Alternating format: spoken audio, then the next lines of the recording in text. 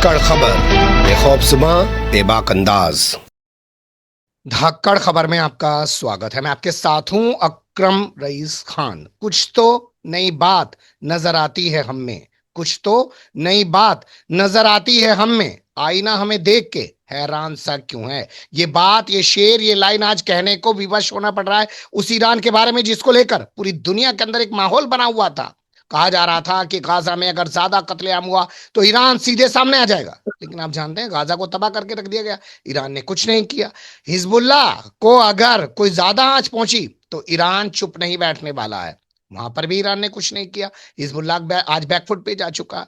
Iraqi militia वो भी आज शांत पड़ चुके हैं। बशर अल असद का तख्ता पलट हो चुका है। और आज तो सबसे बड़ी घटना हो गई कि ईरान के ऊपर हमला करने के बाद इजराइल के फाइटर जेट सकुशल वापस लौट गए हैं और इजराइल के हमलों में कई बड़े लीडर मारे गए हैं ईरान के। जिसके बाद सवाल यही हो रहा है कि आईना हमें देख के हैरान सा क्यों है, कुछ तो नई बात नजर आती है हमें।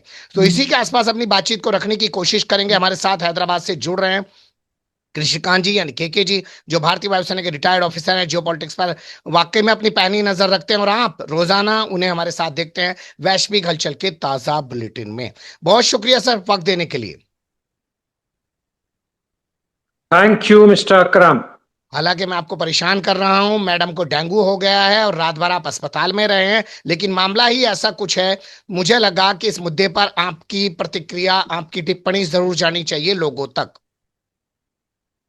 हम बात करेंगे और शॉर्ट में बात कर लेंगे जी। चलिए, बहुत शुक्रिया। और इसी हौसले के आपको सलाम करना है कि जो भी उलझने हैं, जो भी दिक्कतें हैं, जो हमारा काम है उसे हम हर हाल में बदस्तूर जारी रखना चाहते हैं, चाहे हमारे पास बहुत सारी सुविधाएं ही क्यों ना हो, वो मतलब कमी ही क्यों ना हो उनकी।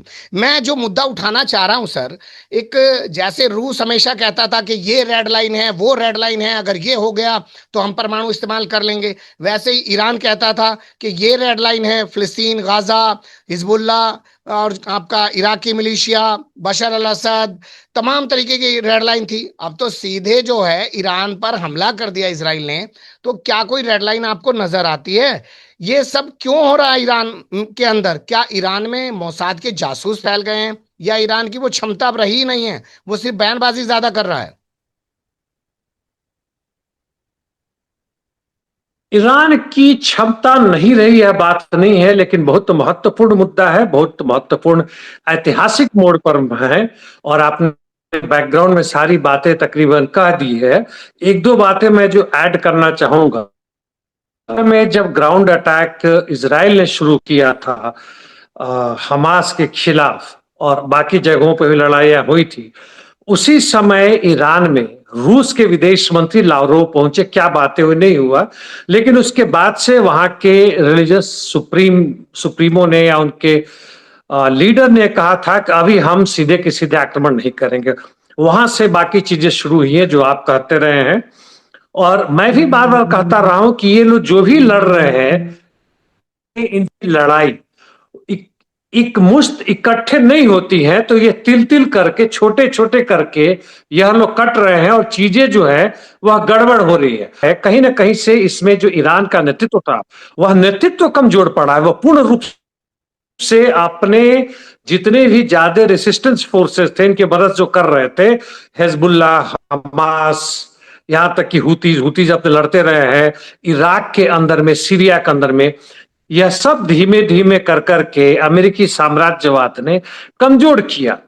और हाल फिलहाल में एक बहुत बड़ा चीज जो हुआ, जिसके बारे में मैं कहना चाहूंगा, वह यह है 1967 के बाद से पूरे मिडिल ईस्ट में अमेरिका की यह कूटनीति, विदेश नीति, टैक्टिक्स और स्ट्रेटेजी रही है कि बार बार वह कहीं ना कहीं से ऊपर से दिखाते हैं कि इजराइल से जो फोर्सेस को धक्का भी रहे, डरा भी रहे, अंदर अंदर कुछ और चीजें हो रही है। ये बार बार ये लोग कहीं ना कहीं से ईरान से बातें करने की बात कर रहे हैं, आपस अंदर में मतभेद करने की बात दिखा रहे हैं। मीडिया कुछ और बोल रहा, जनता भी अपनी तरफ से स्वतंत्र रूप से कर रही, इसको रोक नहीं रहे। लेकिन अंततः वही करते हैं जो इजराइल चाहता है, जो अमेरिकी हित में होता है। यानी मिडिल ईस्ट के जो भी वहां के राजा महाराजा हैं, बड़े बड़े अमीर हैं या दूसरे लोग हैं, उनके बीच में एकता को तोड़ना, जनता को कुछ दिखाना और अंततः इनकी जो भी रेसिस्टेंस फोर्सेस उसको कमजोर करना।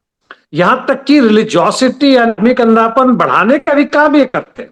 आईएसआईएस हो, तालिबान हो, जितना हो, उनके समर्थक गुण हो, उसमें कोई बैड टेररिस्ट होता है, गुड टेररिस्ट होता है, कोई इजराइल समर्थक होता है, कोई इजराइल विरोधी होता है। कुल मिलाकर उस बड़े से जो माहौल है, जो सिस्टम है, उसी के हिस्सा में कभी हाँ कभी ना, कभी आगे कभी पीछे, कभी ऊपर कभी नीचे चीजें होती है। और इस चीज को इजराइल के नेतृत्व में जो हो रहा है या अमेरिका के नेतृत्व में हो रहा है, ईरान समझने में असमर्थ रहा है। ठीक है। और जबकि खुलेआम रूप से भी दिख रहा था कि हर जगह से अमेरिकी अमेरिकी फोर्सेस और अपनी ताकतें और जो है बढ़ा रहा है, चीजों को तैयार कर रहा है। इसके बावजूद यदि इजराइल अटैक करता है सुबह में और आईआरजीसी के हेड मारे जाते हैं, ईरानियन मिलिट्री के हेड मारे जाते हैं, इनके साइंटिस्ट मारे जाते हैं, इनके खास खास ठिकानों पर बॉम्बिंग होते हैं, तो ये लोग क्या कर रहे थे? ये लोग भाग्य के भरोसे बैठे थे, गॉड के भरोसे बैठे थे कि कुछ नहीं होगा। और अमेरिका कह रहा है तो अगली दौर का इनके बीच वार्तालाप होगा न्यूक्लियर पे। यह बहुत ही मतलब एक तरह से कहूं तो बेवकूफी भरी वाली बात हो गई ईरान की तरफ से। और आपस में भी जो आपने कहा कि क्या मोसाद का इसमें हाथ है, तो यह भी एक न्यूज आ रहा है कि जस्ट अटैक के पहले इराक के कई एयर सिस्टम तेहरान में वहां का न्यूक्लियर फैसिलिटीज नहीं है, वहां पे आक्रमण हुआ। पहले ग्राउंड पे, उसके बाद से मिसाइल आता है, फिर बाद में एयर पावर आता है। यानी उन्होंने उसी तरह से किया जैसे हिजबुल्लाह में ज्यादा लार्ज स्केल पर पेजर्स पे किया था, वो चीजें किया। और एक अंतिम बात ये कहना चाहूंगा, इनकी सारी फोर्सेस जो है, जो एयर पावर है, वो आती है इराक के ऊपर से, सीरिया के ऊपर से, जॉर्डन के ऊपर से। यानी सारे के सारे जितने धूर्त मक्कार है वह इजराइल और अमेरिका के साथ है। जी, मेरे दो सवाल हैं सर। पहला सवाल मैं उठाना चाहता हूं कि क्या ईरान को ये लग रहा था कि पिछले 2-3 दिन से जो हुआ हुआ चल रहा है, अमेरिका के जरिए अमेरिका अपने लोगों को निकाल रहा है, इजराइल भी कह रहा है कि हमले हो सकते हैं, वो जो है मुगालते में था कि सिर्फ ये बातें कर रहे हैं, दबाव बना रहे हैं छठे दौर की बातचीत से पहले का, और वो तैयार ही नहीं कर रहा था अपने आप को, इसलिए हमले हुए। एक तो ये। दूसरा, ये जितनी भी तमाम घटनाएं हुई हैं, चाहे इस्माइल हानिया की हत्या हुई हो तेहरान में, चाहे हसन नसरुल्लाह मारे गए हों, चाहे ईरान के ऊपर ये हमले हो रहे हों, ये सब के सब हो तभी रहे हैं जब से मसूद पेजेशकियान ईरान के राष्ट्रपति बने हैं, और वो चाहते हैं अमेरिका और पूरे यूरोप के साथ उनके संबंध अच्छे हो जाएं। जहां तक यूरोप और अमेरिका से संबंध अच्छे होने की बात थी, पेजिशकियान के निश्चित रूप से वह एक आधार था। थोड़ा सा लिबरल लीडर थे, वहां के औरतों को थोड़ी स्वतंत्रता दे रहे थे, जो फांसी पर लटकाए जा रहे थे उसके खिलाफ थे। तो यह इनका जो भी था, यह ईरान के जो राष्ट्रवादी पॉलिसी थी उससे कहीं बाहर नहीं जाता था। जी। जो भी इनके मतभेद अंदरूनी वहां के रिलीजियस लीडर से आईआरजीसी के खिलाफ रहा हो, वो उसके बाहर नहीं जाता था। बाई लाज उसी माहौल में, उसी सिस्टम के अंदर था। और हाल फिलहाल तो उन्होंने कहना शुरू कर दिया था कि अमेरिका हमें बेवकूफ बना रहा है, इजराइल के साथ है और कुछ नहीं है। और पहला जो प्रश्न है वो ज्यादा महत्वपूर्ण यह है कि क्या ईरान इनके फंदे में आ गया? मैंने कहा 1967 से ही हो रहा है, और पूरी अमेरिकी साम्राज्यवाद की विदेश नीति सेकेंड वर्ल्ड वॉर की तरफ से वही हो रही है। यानी गुड कॉप बैड कॉप, एक अच्छा पुलिस आता है, कहता है रे बेचारे तुम्हें दाल मिला चावल नहीं मिला, पुराने वाले ने पिटाई की वो जाता है, और नया वाला आता है खूब पिटाई करता है और फिर वापस जाता है, फिर अच्छा वाला आता है और उसको ये बेचारा मजबूरी में सब कुछ बताता है। इस तरह से ये लोग खेल रहे हैं पूरे अरब कंट्रीज से, पूरे वर्ल्ड से, पूरे अफ्रीका से, पूरे लैटिन अमेरिका से और जनता से। और हम इनके फंदे में, जाल में फंस रहे हैं कि बहेलिया आएगा, दाना डालेगा, जाल बिछाएगा, कबूतरों तुम फंसना ना मत। ये सारे कबूतर के झुंड आते हैं, ये गाना गाते हैं और आके दाने पर बैठते हैं और जाल में फंस जाते हैं। जी, बहुत बड़ी और अच्छी बात कही है, और मुझे अपने बचपन का दूरदर्शन याद आ गया, उसमें तमाम चीजें बाकायदा दिखाया करते थे, और यही क्या ईरान के साथ हुआ है। और अब ईरान किस तरीके की कार्रवाई करेगा, इसका रहेगा इंतजार। आपने वक्त दिया, बहुत शुक्रिया सर। फिर आपके साथ किसी और मुद्दे पे जुड़ने की कोशिश करूंगा। धन्यवाद।